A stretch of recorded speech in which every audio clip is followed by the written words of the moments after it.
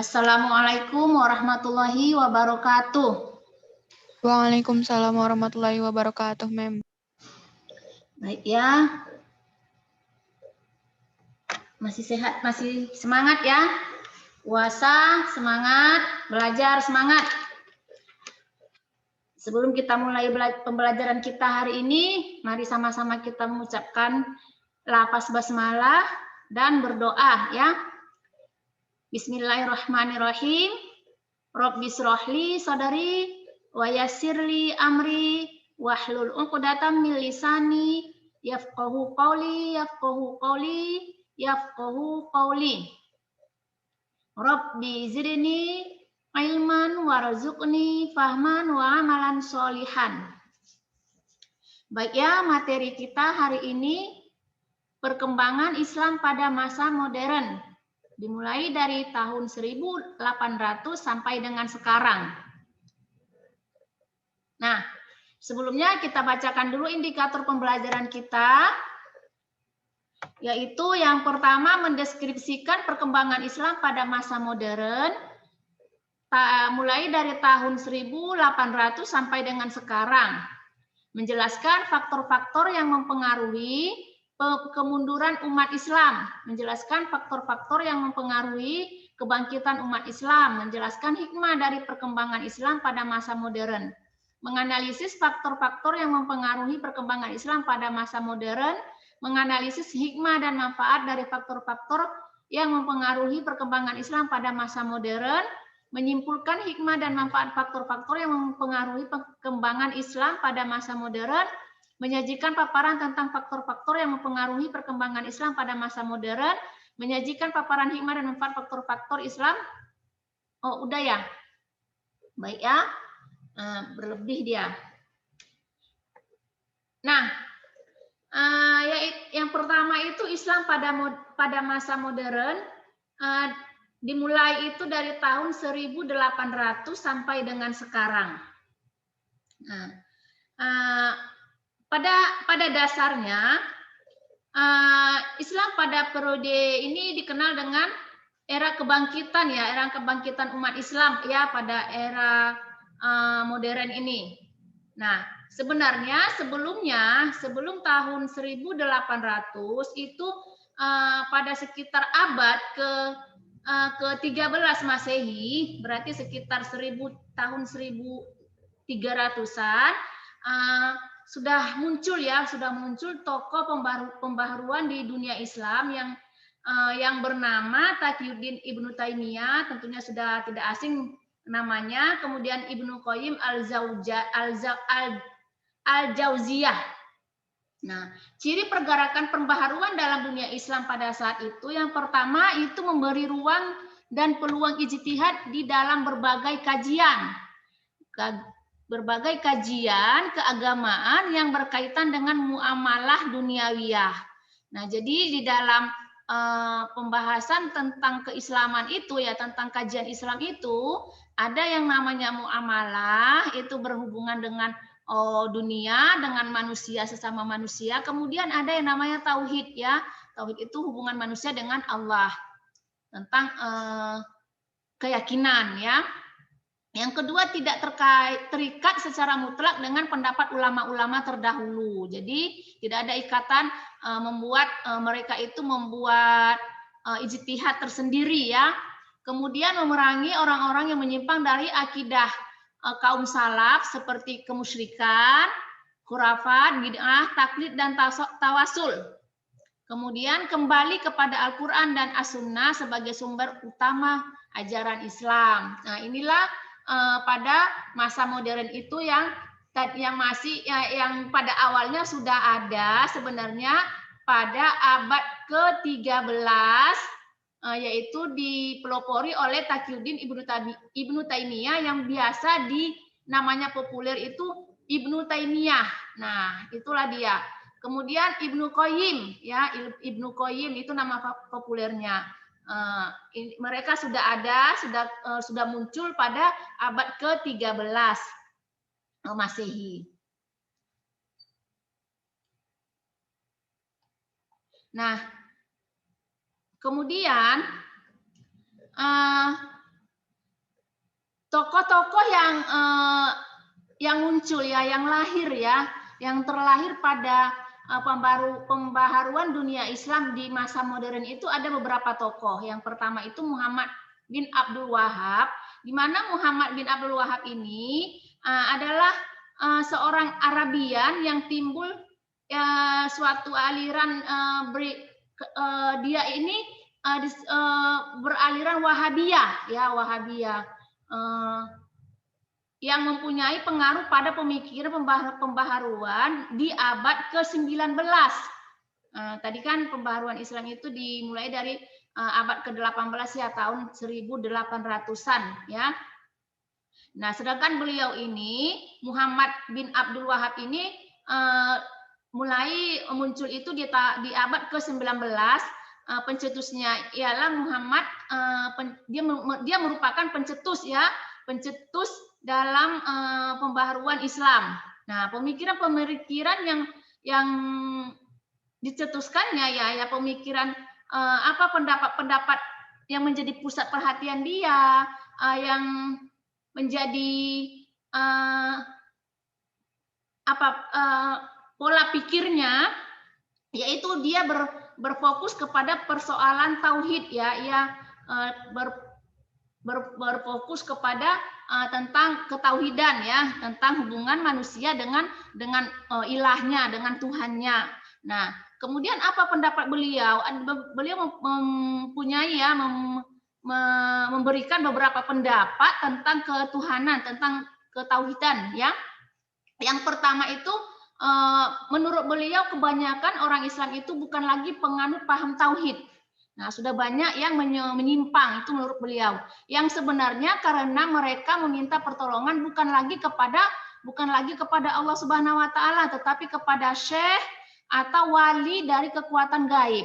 Nah, orang Islam demikian juga telah yang demikian itu perbuatan mereka itu termasuk daripada perbuatan orang-orang yang musyrik ya. Jadi pada saat itu orang-orang sudah mempunyai kebiasaan meminta pertolongan kepada syekh, kepada orang-orang yang berulama ya, orang yang punya ilmu yang mereka anggap lebih, kepada wali, kepada kekuatan gaib. Nah, menurut beliau itu adalah satu kemusyrikan. Kemudian yang kedua itu menyebut nama nabi, syekh atau malaikat sebagai perantara dalam doa juga merupakan syirik ya. Jadi mereka itu kalau misalnya dalam berdoa mereka menyebutkan nama Nabi Muhammad misalnya, dan juga menyebutkan nama malaikat sebagai perantara. Contohnya berdoa kepada Allah ya kan, ya Allah, kan harusnya kita begitu, ini enggak, ya Allah, dengan perantaran disebutkan dulu nama Nabi, dengan perantaran Rasulullah SAW, minta doa kepada Allah itu ada menyebutkan nama-nama Nabi atau nama-nama malaikat. Nah, ini juga bagian dari syirik ya, menurut pemikiran beliau Muhammad bin Abdul Wahab. Kemudian meminta syafaat selain daripada Allah dan meminta syafaat selain kepada Allah dan selain kepada Nabi. Itu pun Nabi Muhammad itu syafaatnya nanti ketika di hari-hari akhir. Nah, ini juga bagian dari syirik menurut beliau. Kemudian kebiasaan apa lagi? Kebiasaan bernazar kepada selain Allah. Nah, ini juga menurut beliau itu adalah syirik. Kemudian apalagi memperoleh pengetahuan selain dari Al-Quran dan hadis, dan juga selain ini juga merupakan kekufuran ya menurut beliau. Kemudian tidak percaya kepada qada dan qadar ya, tidak percaya kepada qada dan qadar Allah. Nah, ini juga merupakan kekufuran menurut beliau. Nah, apalagi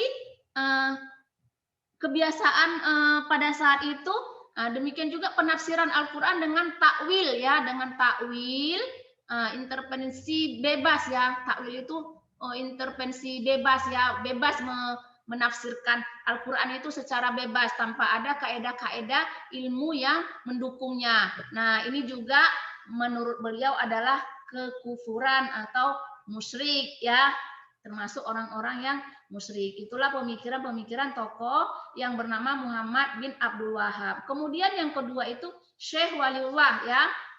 Syekh Waliullah ini dilahirkan di Delhi ya, di Delhi pada tanggal 21 Februari 1703 Masehi, berarti abad ke-17 ya. Dia gemar ya, dia seorang yang gemar menulis buku ya, dia banyak karya-karya peninggalan beliau yang mana salah satu diantaranya itu Hujjatullah Al-Balqah. Kemudian ada lagi Fuyun Al-Haramain. Nah, itu buku yang ditulis beliau. Nah, kemudian apa ya yang menjadi pola pikirnya, pemikiran yang dimunculkan oleh Syekh Waliullah ini? Yang pertama, terjadinya perubahan sistem pemerintahan Islam dari sistem kekhalifahan menjadi sistem kerajaan. Inilah yang menurut pemikirannya penyebab dari kemunduran. Jadi yang menjadi menurut pemikiran beliau yang menjadi penyebab kemunduran umat Islam itu adalah terjadinya perubahan sistem pemerintahan Islam dari sistem kekhalifahan menjadi sistem kerajaan. Nah, jadi yang tadinya khalifah pada saat sudah menjadi sistem kerajaan, maka terjadilah kemunduran. Kemudian yang kedua itu sistem demokrasi yang ada di dalam kekhalifahan itu diganti dengan sistem monarki ya, sistem monarki absolut. Jadi sistem turun-menurun seperti kerajaan lah ya kan. Nanti setelah dia wafat yang menggantikan dia itu adalah anaknya menjadi pemimpin atau menjadi raja ya, menjadi presiden lah ya kalau kita bahasanya sekarang ya, kalau di Indonesia pemimpin yang nomor satu. Nah, yang tadinya khalifah menjadi sistem monarki, yang tadinya demokrasi menjadi monarki. Kemudian perpecahan di kalangan umat Islam yang disebabkan oleh berbagai pertentangan aliran dalam Islam. Nah, salah satu juga menjadi penyebab kemunduran Islam pada abad mulai dari abad ke-17 ya, pada Syekh Waliullah itu abad ke-17 itu perpecahan di kalangan umat Islam itu yang mempunyai aliran-aliran yang berbeda ya, banyak aliran-aliran yang muncul, itulah yang menjadi penyebabnya. Maka antara aliran yang A dan yang B itu saling membenarkan diri dan saling menyalahkan yang lainnya. Jadi terjadilah perpecahan. Ini menjadi membuat Islam itu lemah dan menjadi penyebab kemunduran Islam pada masa itu. Kemudian yang keempat, adat istiadat dan ajaran bukan yang tidak masuk ke dalam keyakinan umat Islam. Nah, adanya adat istiadat yang tidak sesuai dengan ajaran Islam itu juga menjadi penyebab kemunduran Islam. Kemudian yang ketiga itu Muhammad Ali Pasha. Nah, Muhammad Ali Pasha ini lahir di Kawala ya, lahir di Yunani pada tahun 765 Masehi. Nah, ini juga merupakan tokoh pembaharuan dalam dunia Islam pada masa modern ya. Nah, beliau ini adalah seorang keturunan dari Turki dan meninggalnya itu di Mesir. Ide dan gagasan Muhammad Ali Pasha yang sangat inovatif pada zamannya antara lain bahwa untuk mendirikan sekolah-sekolah modern dan memasukkan ilmu modern dan sains ke dalam kurikulum sekolah, pada kurikulum sekolah. Jadi inilah idenya, yaitu ide inovatifnya itu memasukkan mendirikan sekolah-sekolah yang modern dan memasukkan ilmu-ilmu yang modern dan ilmu sains ya di dalam kurikulum sekolah. Nah, jadi sekolah-sekolah inilah yang dikenal sekarang ini di Mesir pada khususnya ya, di dunia Islam pada umumnya, sekolah-sekolah yang dimotoring ya, dari yang digagaskan oleh Muhammad Ali Pasha. Kemudian yang keempat itu Al-Tahtawi ya. Al-Tahtawi ini namanya adalah Rifa'ah Baidawi Rafi Al-Tahtawi, itu nama lengkapnya ya. Yang lahir tahun 1801 Masehi di Tahta, makanya namanya Al-Tahtawi ya. Jadi orang-orang dulu itu kadang membuat julukannya itu dari kotanya atau dari sukunya. Ini termasuk Al-Tahtawi ini dari nama kotanya ya. Dia lahir di kota yang bernama Tahtawi. Yaitu kota Tahtawi ini terletak di Mesir ya, Mesir bagian selatan, dan meninggal di Kairo. Meninggal di Kairo pada tahun 1873 Masehi. Nah, beberapa pemikiran tentang pembaharuan Islam menurut beliau adalah ada beberapa pemikiran beliau tentang pembaharuan Islam. Yang pertama itu, ajaran Islam bukan hanya mementingkan soal akhirat. Nah, jelas ya, ajaran Islam bukan hanya mementingkan soal akhirat, tetapi juga soal hidup di dunia. Ya, seperti sekarang ini kita kan tidak langsung ke akhirat ya. Kita juga harus menjalani kehidupan di dunia. Kemudian umat Islam juga harus memperhatikan kehidupan dunia agar bisa selamat juga ke kehidupan akhirat. Jadi kehidupan dunia ini adalah menjadi jembatan ya, jembatan untuk menuju kehidupan di akhirat. Kemudian yang kedua, kekuasaan raja yang absolut harus dibatasi oleh syariat.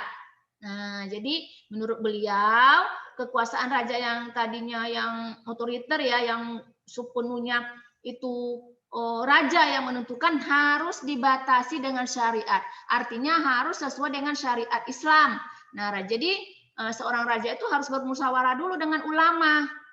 Tidak bisa jangan memutuskan semaunya saja. Jadi harus bermusyawarah dulu dengan ulama dan para intelektual. Itu menurut beliau ya, supaya supaya Islam itu lebih maju lagi. Itulah dasar pemikiran beliau.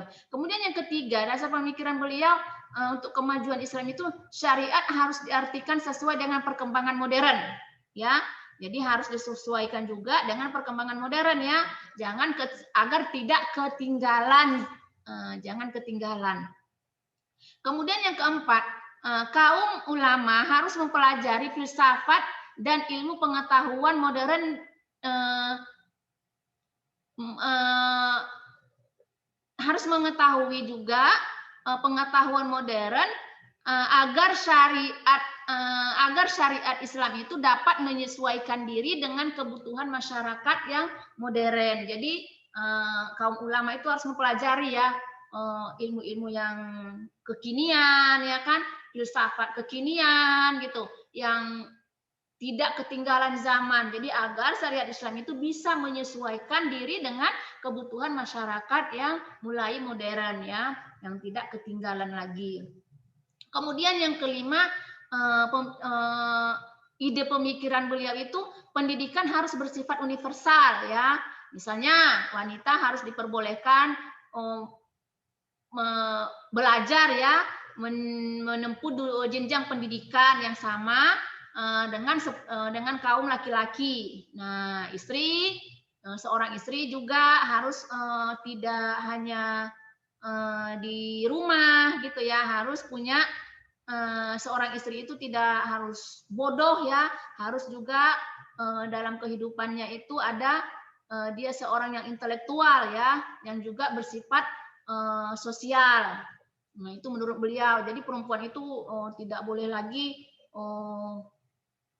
manut-manut saja gitu ya, manut-manut saja, tidak boleh lagi keterbelakang, harus juga menempuh jenjang pendidikan supaya menjadi seorang yang intelektual walaupun dia menjadi seorang istri ataupun ibu rumah tangga, gitu menurut beliau.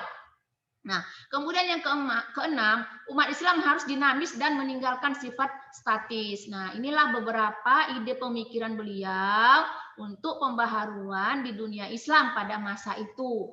Seorang yang bernama yang berjulukan dengan Al-Tahtawi ya, namanya dikenal dengan Al-Tahtawi.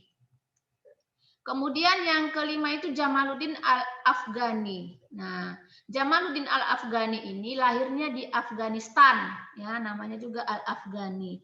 Jadi lahir di Afghanistan pada tahun 1309 Masehi.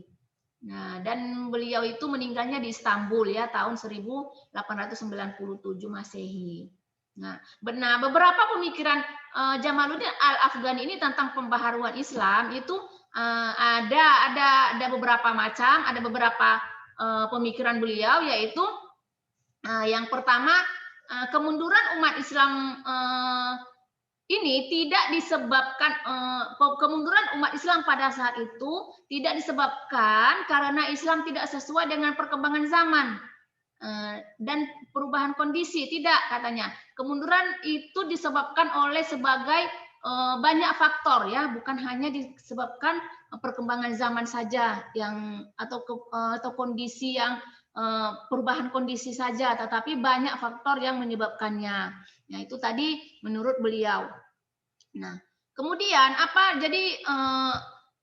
yang menjadi pemikiran beliau ya, ide pemikiran beliau untuk mengembalikan kejayaan pada masa lalu dan sekaligus menghadapi dunia modern, umat Islam harus kembali kepada ajaran Islam yang murni, dan Islam harus dipahami dengan akal serta kebebasan. Jadi harus kembali ya, katanya harus kembali. Menurut beliau umat Islam harus kembali kepada ajaran Islam. Karena memang pada saat kemunduran, pada saat kejayaan umat Islam itu kan pada masanya Bani Umayyah, pada masa Bani Abbasiyah itu masa jaya-jayanya umat Islam.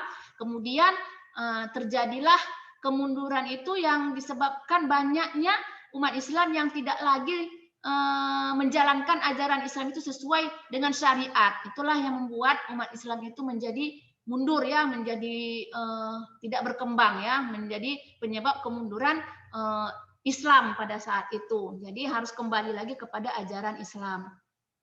Kemudian menurut beliau corak pemerintahan otokrasi dan absolut harus diganti dengan pemerintahan demokratis. Nah, lagi-lagi hampir bersamaan ya, yang tadinya otokrasi yang absolut harus diganti dengan yang demokrasi kembali ya. Jadi kepala negara harus bermusyawarah dengan pemuka masyarakat. Jadi sama tadi ya, sependapat dengan Syekh Waliullah ya. Kemudian tidak ada pemisahan antara agama dan politik. Jadi sebenarnya agama Islam itu tidak bisa dipisahkan dengan politik ya. Umat Islam itu harus berpolitik, iya benar, harus berpolitik, dan tidak boleh ketinggalan juga. Jadi jangan udahlah biar sajalah mereka. Padahal di dalam ajaran Islam, di dalam fikih itu ada namanya fikih siasa. Fikih siasa itu adalah ilmu tentang politik ya, dan Rasulullah juga berpolitik. Jadi jangan dikira umat Islam itu tidak harus berpolitik, tidak. Jadi Islam itu juga harus ikut berpolitik ya. Jadi jangan ada pemisahan agama, politik, tidak. Tetapi politik itu harus sesuai dengan agama, begitu ya. Bukan agama yang harus sesuai politik, tapi berpolitik itu harus sesuai dengan agama. Karena memang ada diatur ya, tetap ada politik dalam Islam itu ada. Kemudian yang keenam itu Muhammad Abduh ya. Muhammad Abduh ini dilahirkan di Mesir. Tahun 1849 Masehi. Nah, kemudian beliau ini juga berasal dari Turki. Tetapi beliau sudah lama di Mesir. Kota asalnya Turki, tetapi dia bermukim itu di Mesir.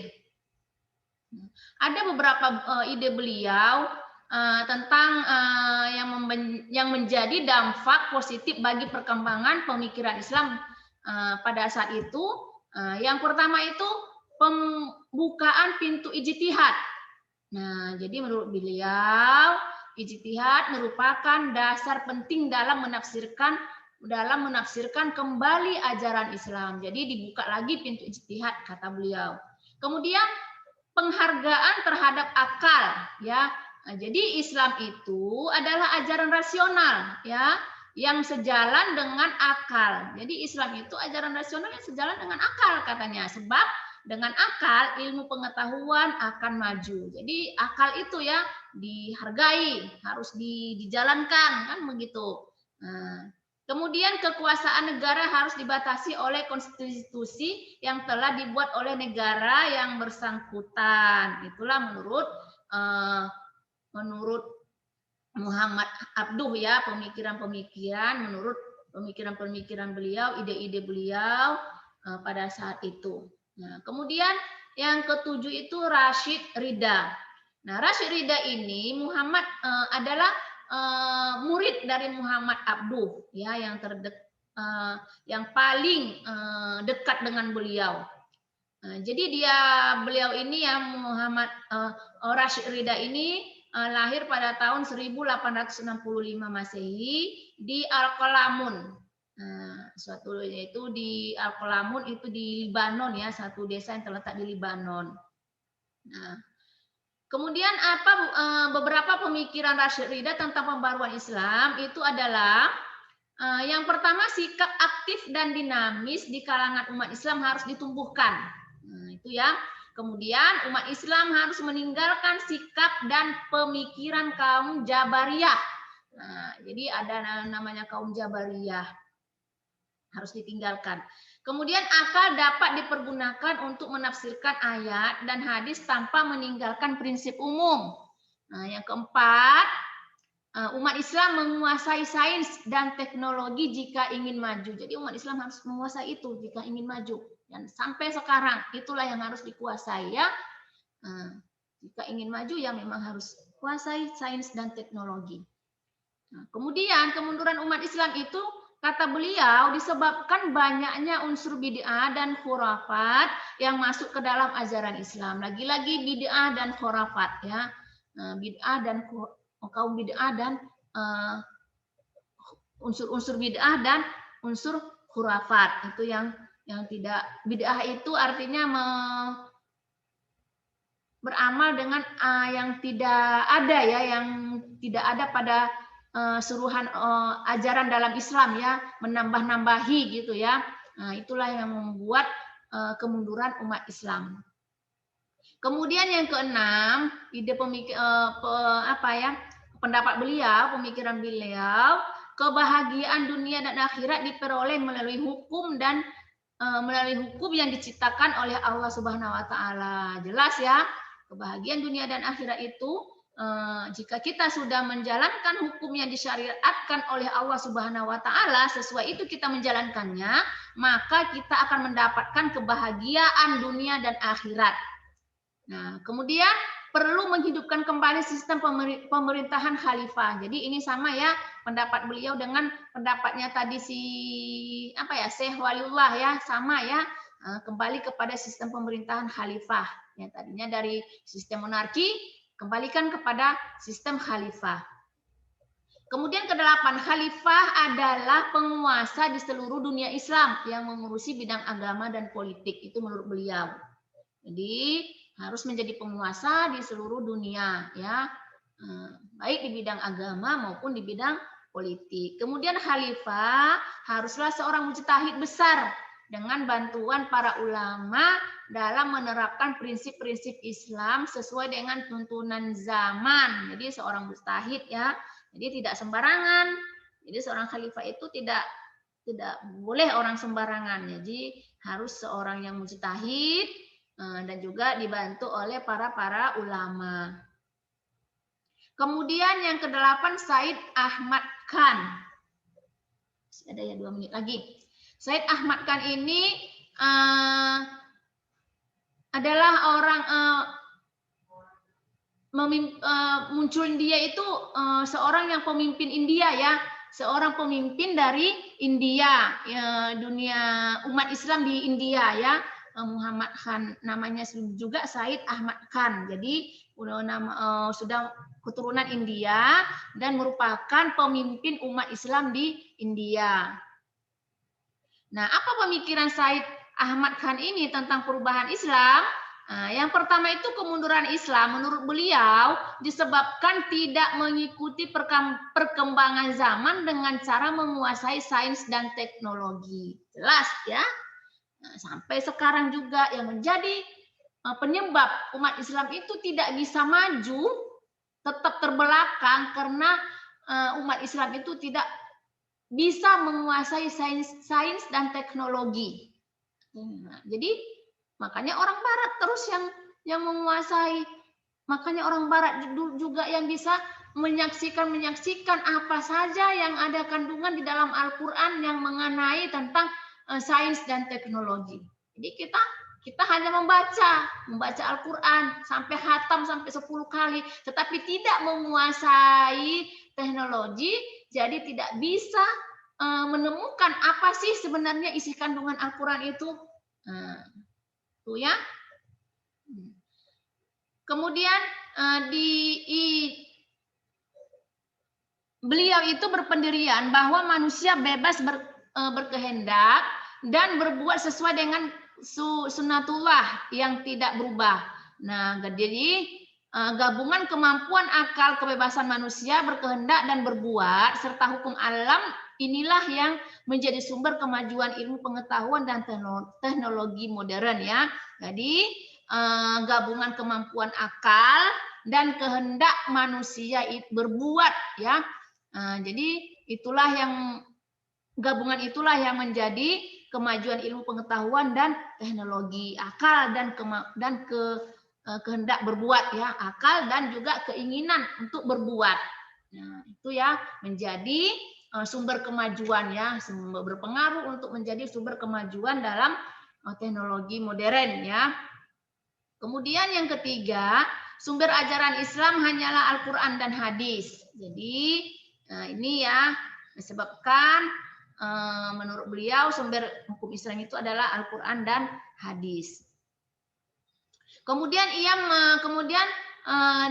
beliau menentang yang namanya taklid ya, yang tidak boleh taklid. Taklid itu mengikut dan perlu adanya ijtihad ya. Harus ada ijtihad, tidak boleh taklid sehingga umat Islam dapat berkembang seiring dengan kemajuan ilmu pengetahuan dan teknologi modern. Jadi harus tetap ijtihad, harus tetap menemukan, bukan hanya mengikut. Taklid itu mengikut. Sementara ijtihad itu adalah menemukan gitu ya, berijtihad, menemukan apa sih, begitu. Nah, ini bagaimana? Tapi tidak sembarang menemukan, harus ada ilmunya ya. Kemudian yang kelima, ia berpendapat bahwa satu-satunya cara untuk mengubah pola pikir umat Islam dari keterbelakangan adalah pendidikan. Jadi tetap yang namanya pendidikanlah yang bisa mengubah pola pikir umat Islam supaya tidak terbelakang. Nah, ya pendidikan jelas. Kemudian yang ke-9 itu Sultan Mahmud II. Jadi Sultan Mahmud II, kemudian Muhammad Iqbal. Nah, Sultan Mahmud II ini juga ada banyak ya yang banyak melakukan gerakan-gerakan pembaharuan dalam dunia Islam.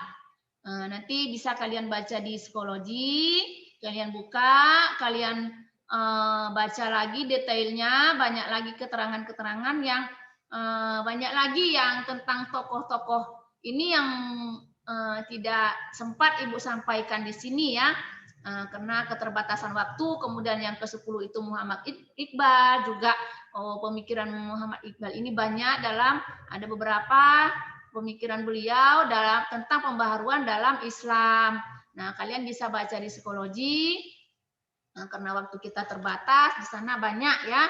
Di situ sudah dimasukkan dan kalian juga bisa mencari referensi lain ya, bukan hanya di modul yang Ibu sampaikan di psikologi. Kalian bisa banyak membaca di buku-buku lain. Jadi untuk hari ini sampai di sini dulu pertemuan kita. Ibu akhiri dengan ucapan hamdalah, alhamdulillahirabbil alamin. Assalamualaikum warahmatullahi wabarakatuh. Waalaikumsalam warahmatullahi wabarakatuh.